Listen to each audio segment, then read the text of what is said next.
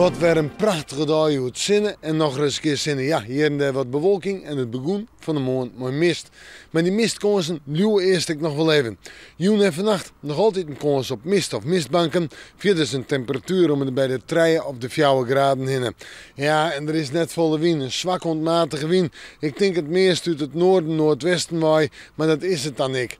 En morgen hoe dag, we beginnen in de maand met de kans op mist. En verder komt de zinnen ik werd er vast in.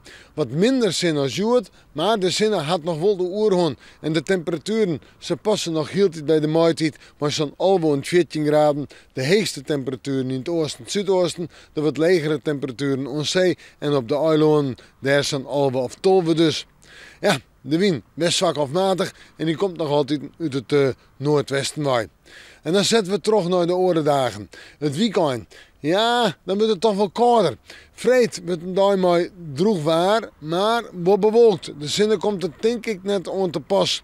En de temperaturen, ik denk dat we uitkomen zomaar bij de 9 of de 10 graden heen. En in de nacht, nou, 0, +1, -1. Sneeuw wordt nog wat koudere dag, dan hebben we toch weer de zinnen er wel bij. Wat een schraalbaar type, mooi matige wind, wat meer uit het noorden en het noordoosten waai. En in de nacht 2 graden frost, lichte frost. S'nachts met zinnen, bewolking en de temperatuur op s'nachts. Ik denk dat we uitkomen om het bij de 8 of 9 graden heen. En dan denk ik dat we takkenmieken met wat hogere temperaturen krijgen. We moeten morgen maar weer even in het mooie iets zien.